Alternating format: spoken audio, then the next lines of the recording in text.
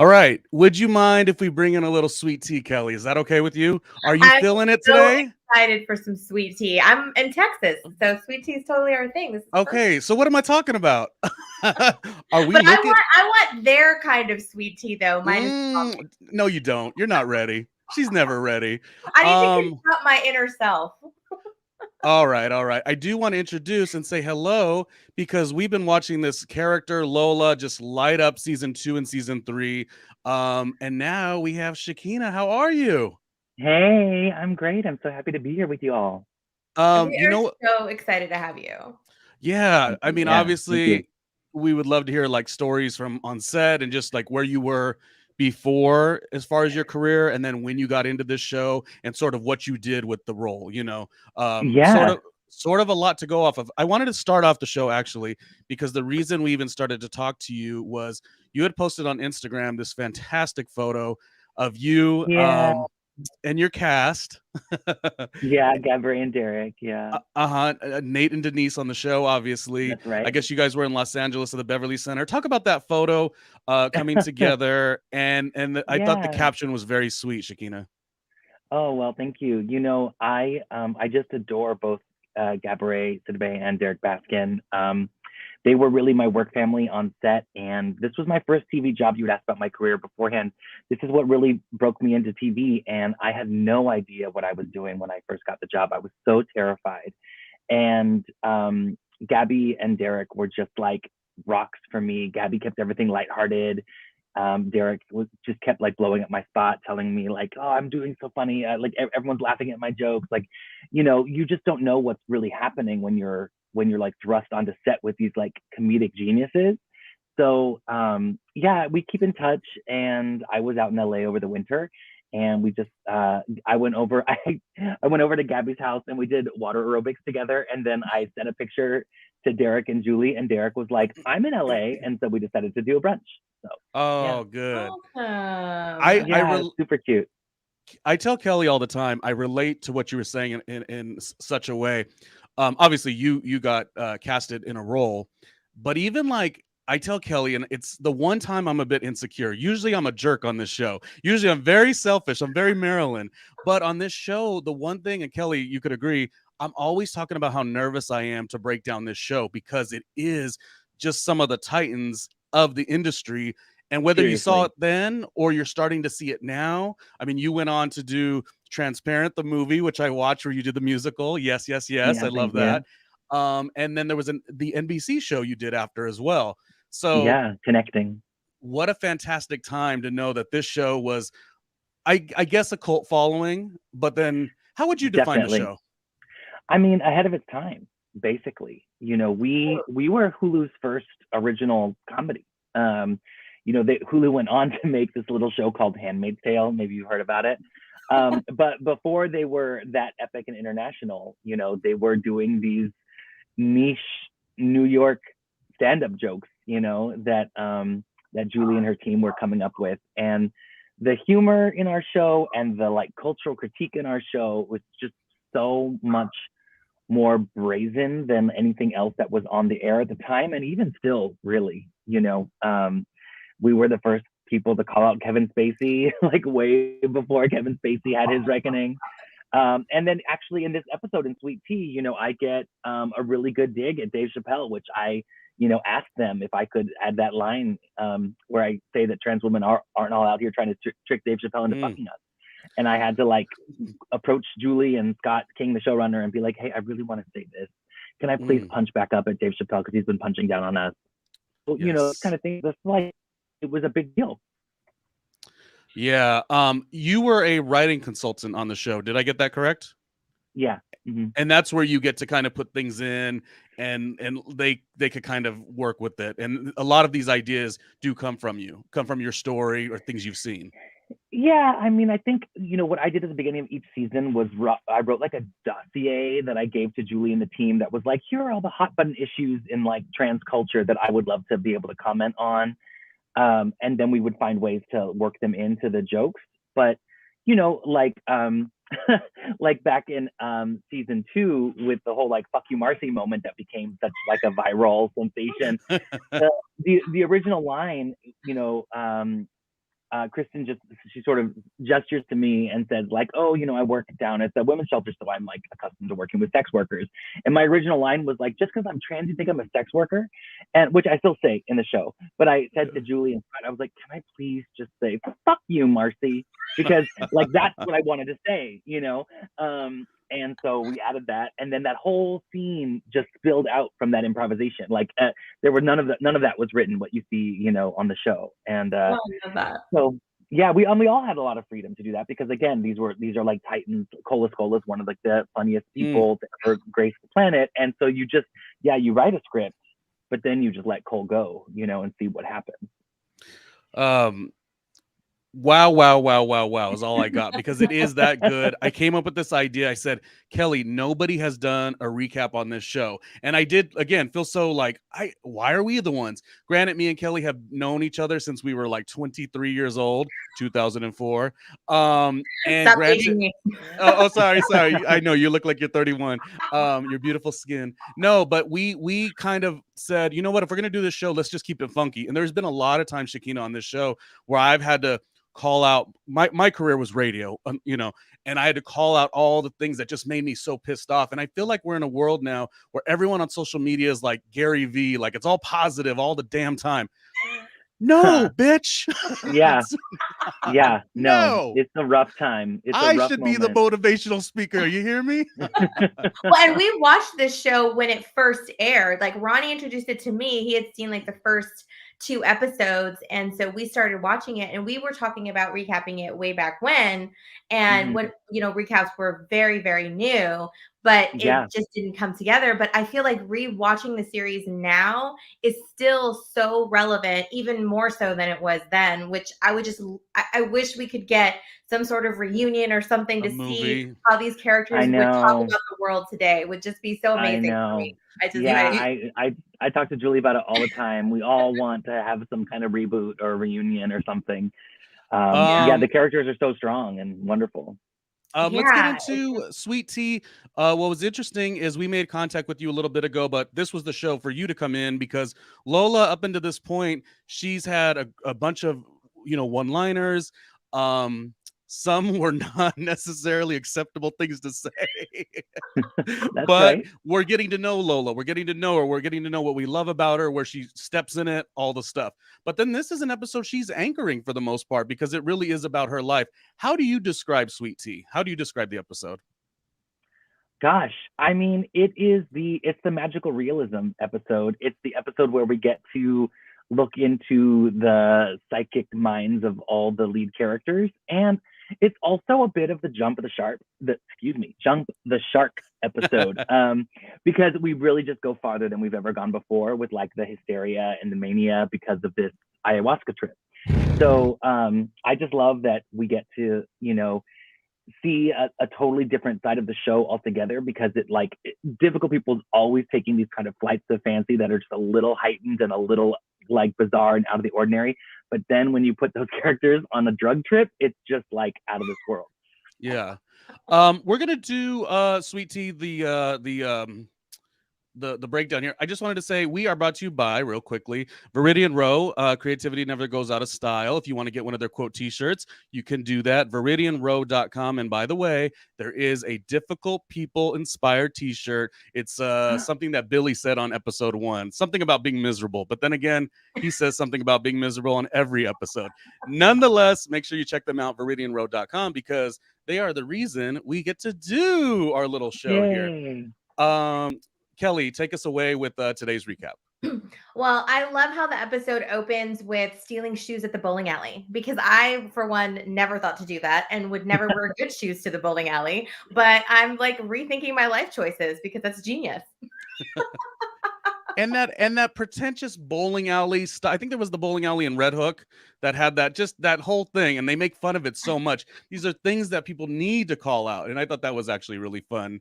Well, the millennial, what did they call her? The millennial Velma. Velma, yes, with Velma. her NSYNC style pins, and it's so funny because it's even more, I feel like it's even more like that in today's society. Like everything has that, adorkability and all these little keywords and punch words, and they were just so on point with like hitting those keys. And I mean, who gets Louis Vuitton heels at the bowling alley? I want to go to that bowling alley. Right.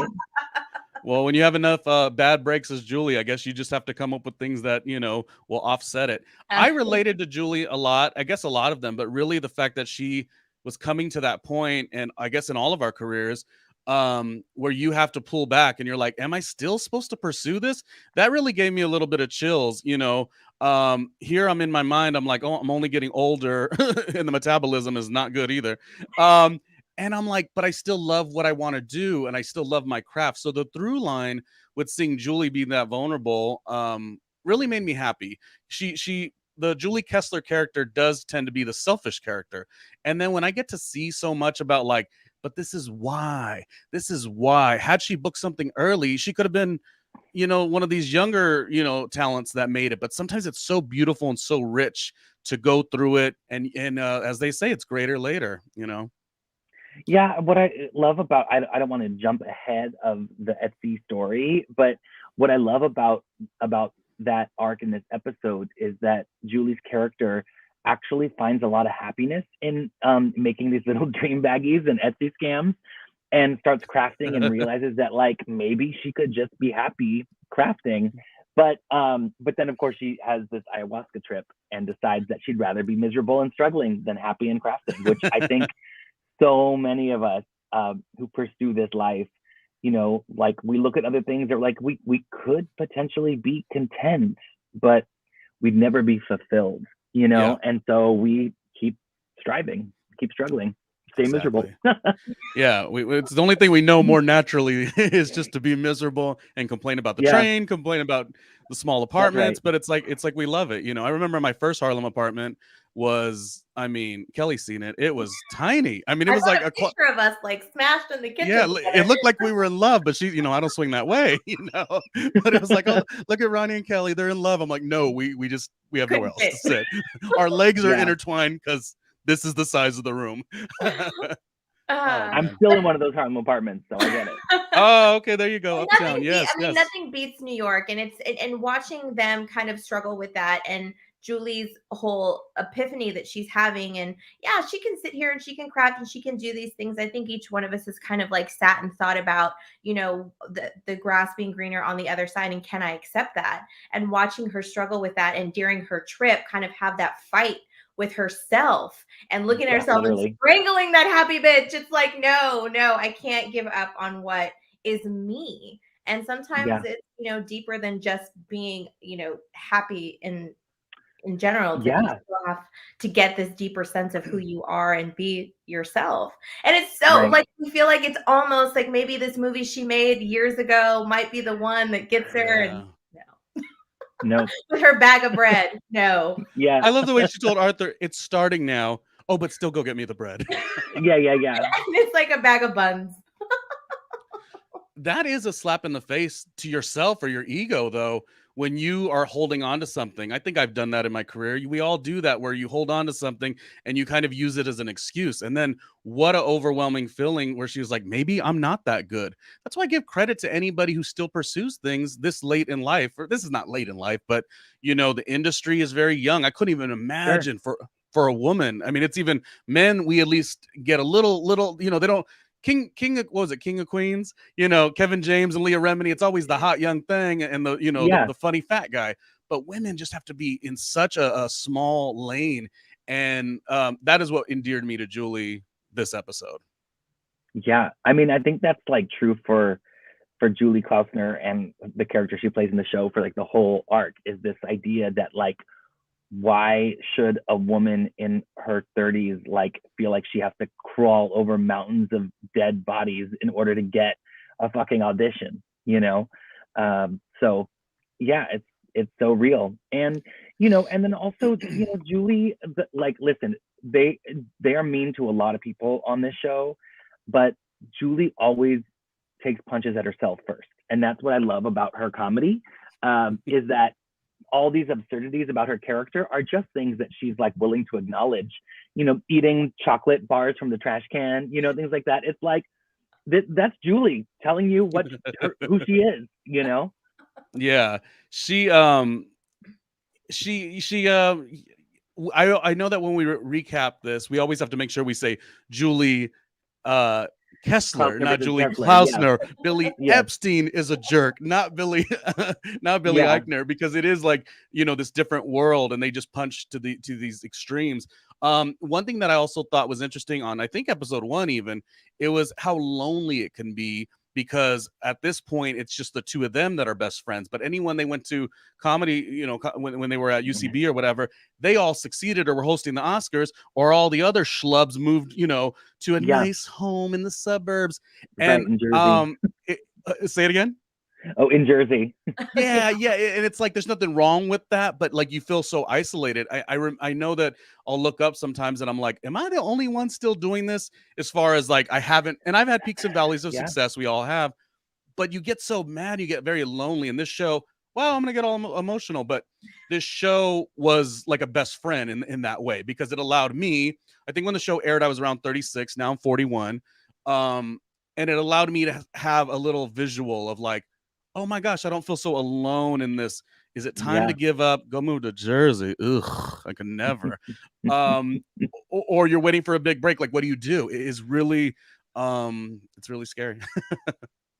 Yeah. I think the show spoke to, I mean, that's why we have the cult audience, is because actually a lot of people identified with this, just the frustration, of living in New York and trying to be an artist and trying to stay chipper when you just want to punch people in the face. It was like really a vibe that people got. Mm-hmm. Yeah, the relatability is really amazing. And just knowing that, people, they're putting everything out so forward facing, which I love so much, because it's things that a lot of people think and really don't say. And, showing that you can be your true self, and, it's not always going to work out. Sometimes it does, but you can find people that will be in your corner and that will still let you be you. And I love that so much about the show, because no matter how selfish they can be, no matter how crappy we can watch Julie be to Arthur and all of that, you see the goodness come out when, the realization comes. Because sometimes, especially in the entertainment business, you get a little too focused on yourself because that's your job.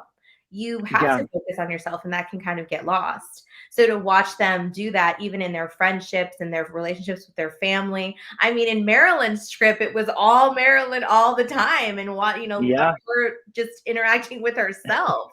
Amazing. Yeah, so Andrea amazing. Martin, such a genius. Oh, she's fantastic. Yeah, she's so funny. Yeah. Go on about Andrea. Oh, just that she's just, like I said, Titans. I mean, she's just so incredible.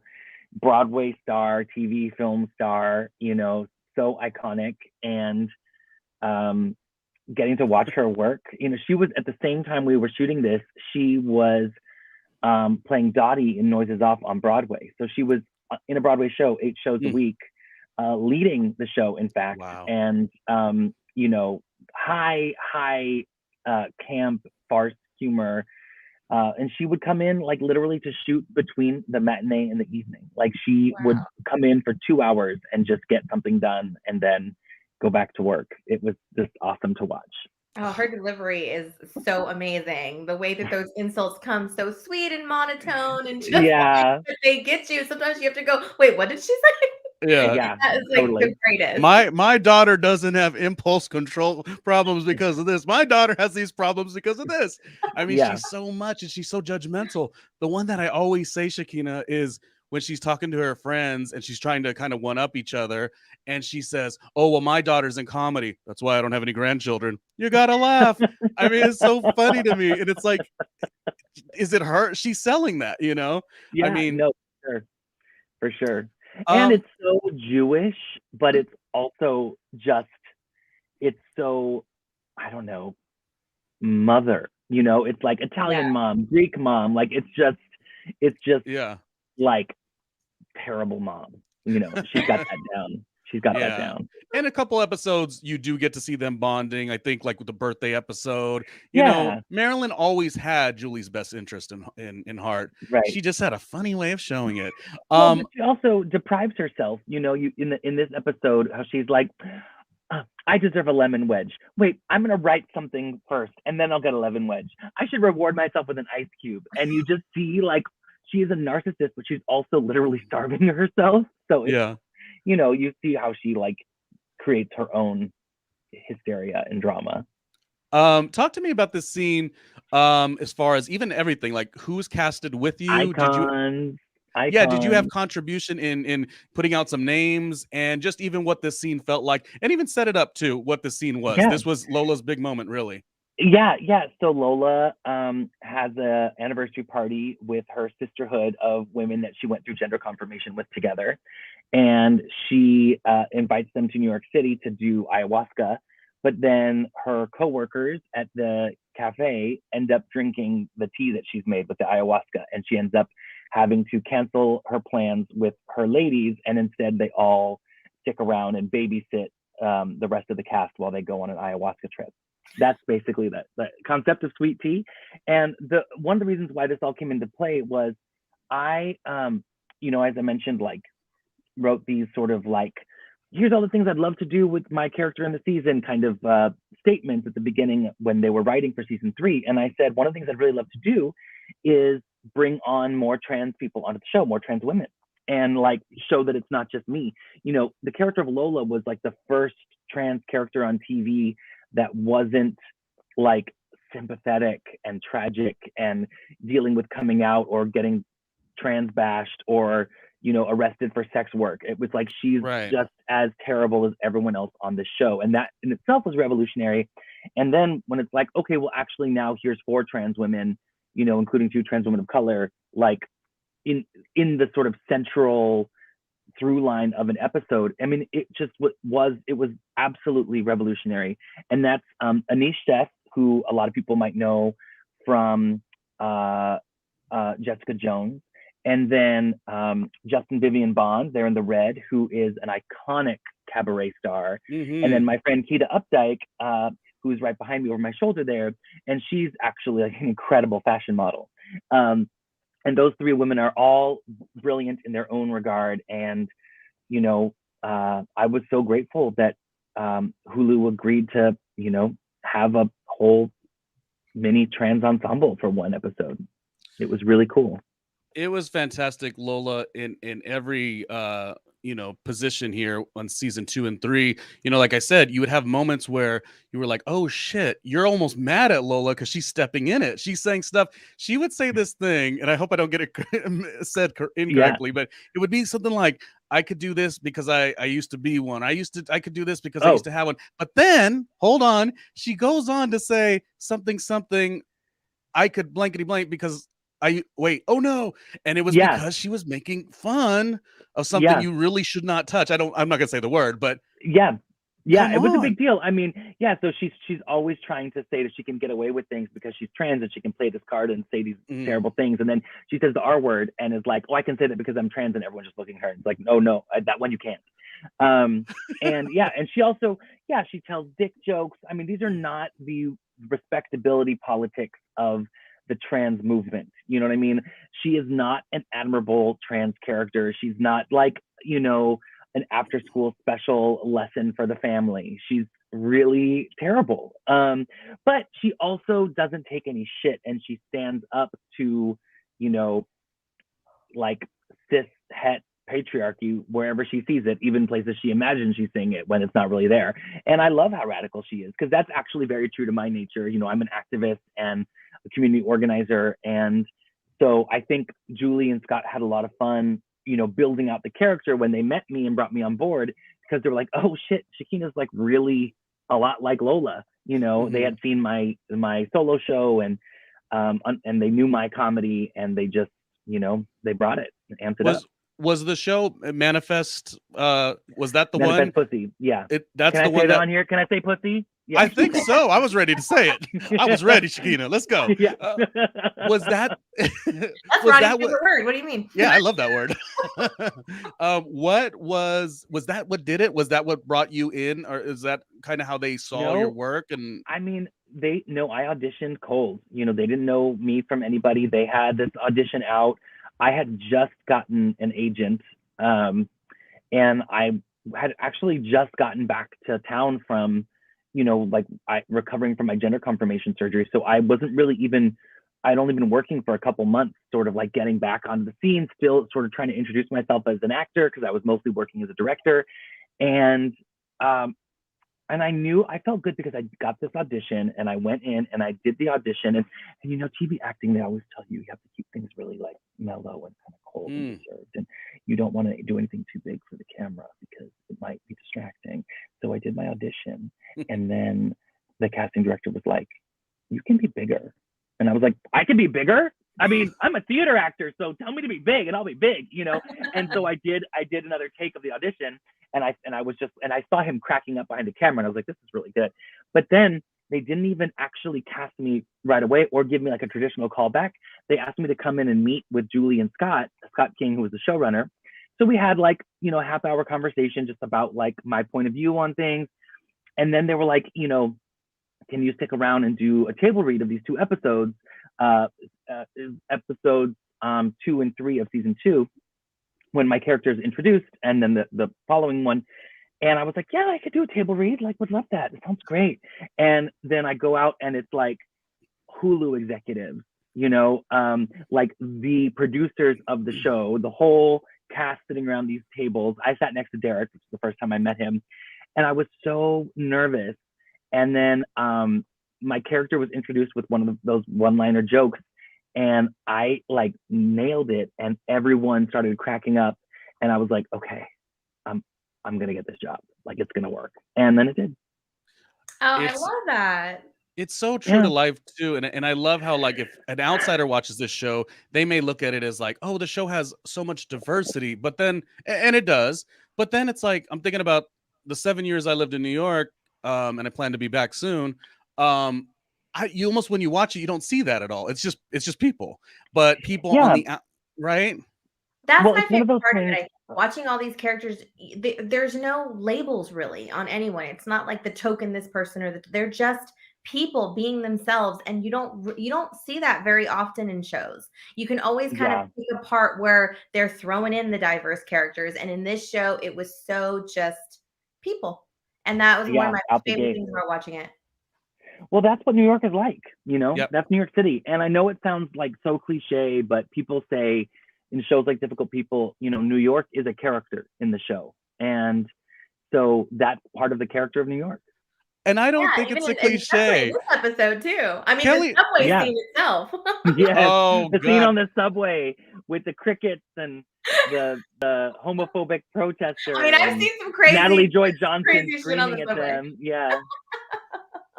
Well, let's talk about LA versus New York. Well, because that's where Billy essentially ends up wanting to go. Yeah. I tend to hear all the commentary, New York and this, and it's like people are like, oh, well, LA, you could have so many things. I'm like, but I want a life. And I grew up in Southern California, so maybe it's a little different. Growing up in Southern California. Oh, nice. 310, still. I was in 714 and then eventually the 949. Okay, she's moving. But yeah, it's like whenever I hear something like that, it's like, oh, it's a silly trope that it's New York City. And I'm like, no, it's such a magical place. When I moved there, I knew Kellie since we were, like I said, 23, 24, but I was always in the closet as a straight guy. And it took me till right before I moved to New York. I came out, went to New York and lived my best life. And it just was the place for that, and while, that's obviously, that's not a big deal anymore. Back in the day, it seemed to be somewhat of a deal. At least for me, I was so nervous about it. But coming to New York, I was like, there's literally no nerves. You just do what you do. You paint the town red every night if you want to, Yeah. New York gives no fucks, but New York is ruthless and cruel, where versus LA cares too much about everything, but it will be really nice to you while it slits your throat, so that's sort of the difference between the two coasts, I think. Yeah, I can say that because I came from Texas and I grew up in Texas, but then I lived in LA, and I would go to New York a lot for work and like hang out with Ronnie, and kind of, when I first went to New York, I was honestly like terrified of it. It was just so much. Sure. It's big. And I mean, I thought LA was so much, and then it was like, holy shit, it's like LA on steroids. But you know, Kellie, the PR maven that she is and was, before you knew it, she was in New York dipping and doing and texting me pictures of magnums. I mean, Kellie knew how to move around in New York. Oh, I Shakina. embraced that city full force, and I loved it. So good. we need to get our head out of the gutter. But you're right. That was definitely one of the things that I saw, is that when you were in New York, people were either in your face about exactly how they felt. There was no bullshit. In LA, everybody's real passive aggressive. So that's the New York's just difference. aggressive. Yeah. Just aggressive. In New York, it's like, fuck you, get out of the way, I don't care. That's right. Do you guys have any other things to talk about in terms of what do you call it? The trips that any of them took? We have Arthur. His trip is essentially mostly about realizing his purpose. Is that what we got out of that? I think so. That he works so hard at a job he hates because he likes to be able to support his partner. I think that's the lesson there for him. And what do you think it is for Billy? Billy, just he wants to get the fuck out of New York, and he's like ready to go somewhere with, ready to move on to the next chapter of his life. New York is represented by the terrible odd couple roommate. He just doesn't fit there anymore. And I think that was, I don't know, but I know that what happened soon after was that Billy moved to LA. And I think Billy's probably pretty bi-coastal at this point. Most of us aspire to that sort of existence, working on both coasts. But, with Billy in the street and everything, like, he really made a name for himself as this comedian of New York. But it is so hard and it is so miserable. And then it's like he was going to do The Lion King, and so you go from doing this like basically indie sitcom on Hulu to a Disney film. It's like, let me go have a house and a car in Los Angeles, please. I'm sick of this studio apartment and this fourth floor walk up and pizza rat, No, there's nothing wrong with LA when you're making it, when the money's real rich, good. LA's great. Yeah. But I'm talking about as far as getting that energy, that motivation, even in the dark times. I think New York is just so great for that. I lived in Harlem mostly for about 4 years and then 2 years in Bushwick, Ridgewood area. And it's just all of these memories feel like, was that only 7 years? It felt like a lot longer. Anyways, I could gush about New York. Kellie, did you have anything else to wrap about this episode? Or shall we just go into some questions with Shakina? I mean, the basic idea of the episode for me, at least, was that I love how everyone was confronting themselves. I mean, Matthew's whole trip was just totally Matthew. Matthew will always be Matthew, which is so much why we love that character. But everyone else is kind of confronting their inner selves and seeing the two versions of how they want life and coming to this realization. But one thing I have to point out was when Arthur and Marilyn finally came out of it, the restaurant's back open. Nobody gave a shit. They walked all over them to get to their tables. But when they walk out of the restaurant, you see them hand in hand. And Marilyn's always been so critical of him that I love to see that, even for a split second, of their little camaraderie together. Absolutely. That was nice. Yeah, that was a big growth moment for those two. Yes, definitely. Shakina, do you have any, thinking back of all of these nonsense having moments with Matthew, what was one line that let's say even Lola was just like, oh my gosh, you are trashed? What is just to Matthew in specific? Yeah. Oh man. I mean, let me tell you, I used to stand behind that counter and I would take my thumb and like jam it into the corner of the counter until it hurt because I was trying so hard not to laugh. And even one time, the director, Jeffrey, was like, Shakina, you get to break one more time today, and you don't get to break anymore. Like, because Cole would just make me laugh so much. He was so funny. It is funny because I think most of the like homophobic comments that Lola makes are directed to Billy, not to Cole, not to Matthew. I'm trying to think if I can think of like one. I love when Matthew finds out that his parents are dead and he's like holding these urns and I'm like, if I have to listen to one more this person complain about their lives, I'm gonna fucking kill myself. Like that was also improvised, but I just like love that I had a total disregard for what he's going through. Lola was on it. Oh, damn. Oh, yeah. That was good. Where do you think Lola would be now if the show went on? Where would you want to see the character grow? Well, she took over Dee's Cafe in the next episode. Oh, sorry to blow the cover for spoilers for Studio 310. We've But watched it. okay, so Lola becomes the co-owner of Dee's Cafe in the final episode. So I imagine if she owns this cafe, then I would sort of be interested to see, like, if we were talking about like pandemic life, how she turned it into like a hub of organizing for like Trans Lives Matter, Black Lives Matter, and I would imagine that she would have made it like a radical compound during during the lockdown, and like forced Matthew to do all these food deliveries. And yeah, I mean, we need Lola so bad right now with all of the anti-trans laws going on across the state and the ways that politics are attacking trans kids and criminalizing healthcare. I mean, Lola would take no prisoners, and especially like finding out at the end that she actually has like a lot of wealth and is like investing in makeup and surveillance-free mascara and like all this, like she could really have grown into like a radical anti-establishment empire, and I would love to see that brand. Like, what happens when that becomes a brand? I'm really curious. What was that reaction like in terms of, feedback, not necessarily in your colleagues, but, I'm sure people tweeted you or wrote, DM'd you, maybe even younger. Tell me about that. A lot of kids. Yeah, well, it's mixed because, like I said, Lola doesn't follow like the identity politics of the day. Like, she's the character. My personal humor is not like afraid to venture into territory that a lot of the trans community like tries to hold as taboo. And I'm more about like put it all out there, demystify things. So the talk about like bodies and stuff like that, like Lola making a joke about her dick size, like that stuff that like a lot of the people in the trans community actually found really objectionable. And people were on social media were like, I hate this character. All she can talk about is being trans. And I'm like, that's because that's all I can talk about, But more than those people who were sort of like, critiquing the way that the reputation that she upheld for the trans community or whatever, so many people felt like she was speaking for them, and not just trans people, but just like of all the shit talkers on difficult people, Lola is like the most extreme. And so I think people found a lot of like, courage and motivation from her. And, I don't know, it's hard to say, like, did it help trans youth? I don't know. Like, are trans kids watching difficult people? I don't know. But like putting it all out there and trying to, make humor out of something that can be in a lot of ways really difficult and really painful. When we're talking about, discrimination, it's like every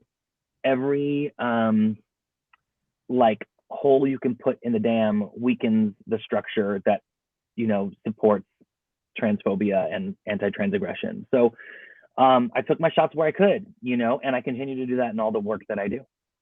Now, colleagues did, or people that are in the business also did take note, not just the fan base and Twitter, because you, if I know this correctly, the Soloways found you and basically assessed you for that musical episode of Transparent by your work, correct? How did that work out? Yeah, I don't even know how that worked out. I think I can trace it to a benefit that I sang at for the Gender Family Project, which is a nonprofit in New York City that does work that's really like leading the country in terms of supporting families with trans kids. And they were doing a benefit, and I sang my song "Where You" from Manifest Pussy, which is a song by Julianne McDavis about the first time that I ever wore a dress at a Super Bowl party when I was 6 in the 80s. And it's a really beautiful song. And afterwards, that benefit, that gala was honoring the Soloways, and Faith Soloway was there. And she came up to me and she was like, oh, I'm writing a musical of Transparent. And I was like, sure you are, because everyone's writing a fucking musical in New York, And Transparent, like, at the time, I was like, I didn't give a shit about that show. It's just an old straight man, old cis guy in a dress. You know what I mean? It didn't speak to me. I watched it, but I always kind of like was like, little sassy. So I was sort of like team critique when it came to that show. And then, Faith reached out to me about this musical, and I was like, all right, sure. And then they were doing a concert of it at Joe's Pub, which is where I do my solo shows often in New York. And they asked me to come sing the songs for the Mora character. And then I heard this music and I was like, dang, this is really good. And when I got the opportunity to like give voice to the character as a trans woman giving voice to a trans character, I was like, this feels great. And that was before they knew that there was going to be movie musical. It was just thinking that maybe they would make a stage musical based off the TV show. And then I still had to audition for season 5, which ended up being the movie musical. I auditioned for that, and it was really obscure because sometimes when they're auditioning secret things, they change all the names, and so you get like 2 pages of a script and it doesn't make any sense. But you're like, I think I know what's going on here, and so yeah, they brought me on.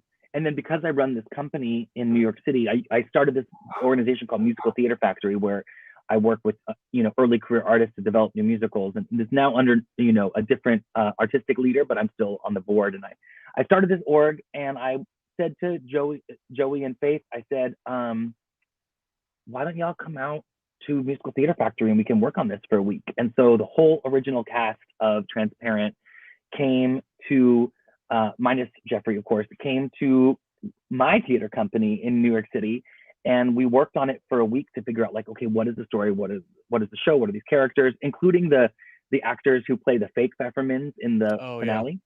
Yeah.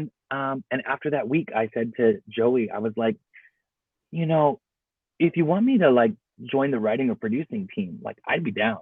And so they brought me on as a writer and eventually as a producer, and that's how I kind of got all over that movie.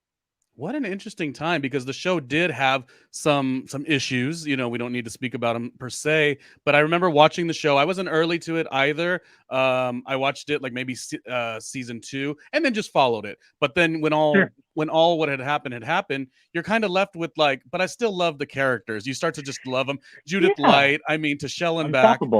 Yeah. I mean, it's, you wanted something as an ending, and so for you to step in that way and contribute, I just thought was great. So that's Transparent on Amazon. Watch the last episode because it's brilliant. The musicali finale. Yeah.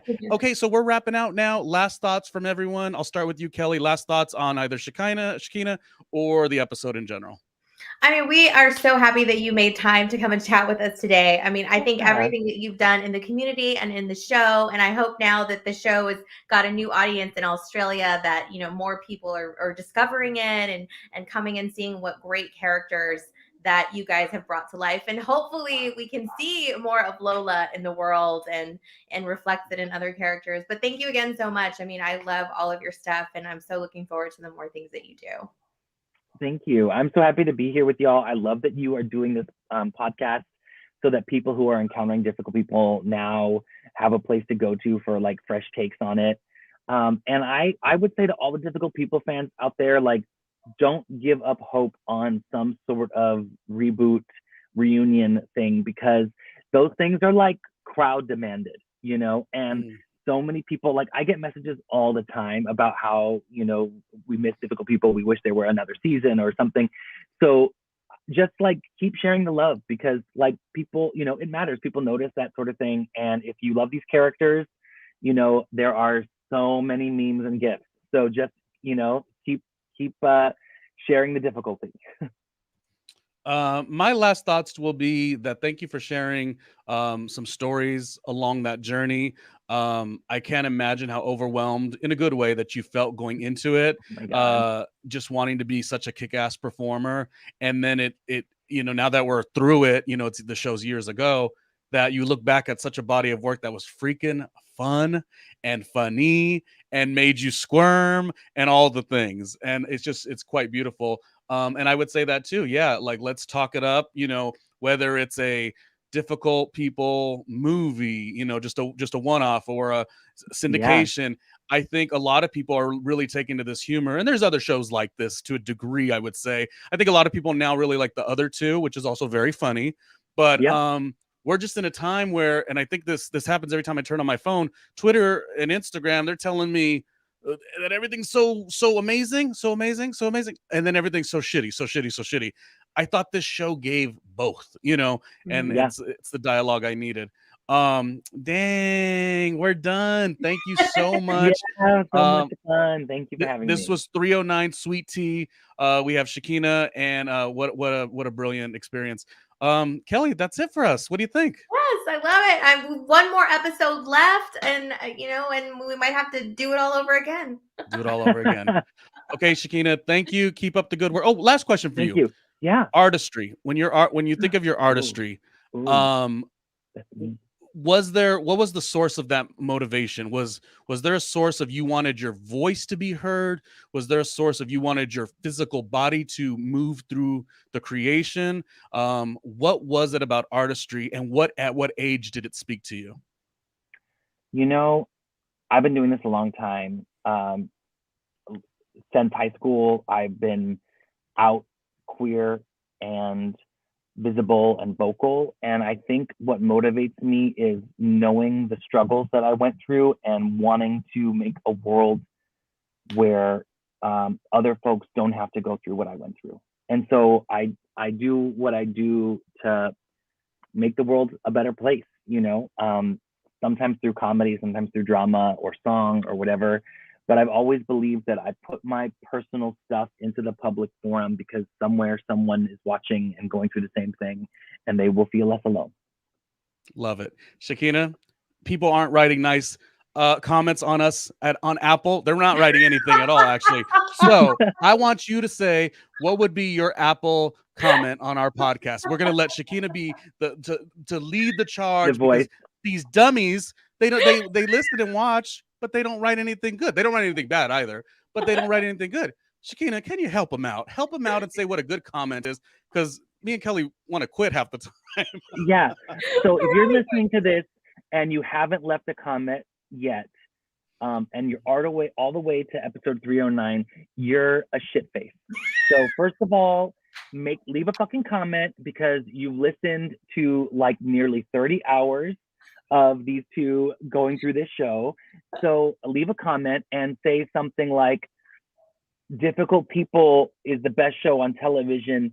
Now I'm seeing it with a whole new eyes because of this brilliant fucking podcast. Just listen to There her. you go. Yeah. Shakina, thank you. I think I said a Copy whole new eyes though. So maybe just like either a new eye or new eyes, but not a whole new eyes, because that makes Give me sense all the grammatically. eyes. Give me all the yeses. All And the hey, eyes.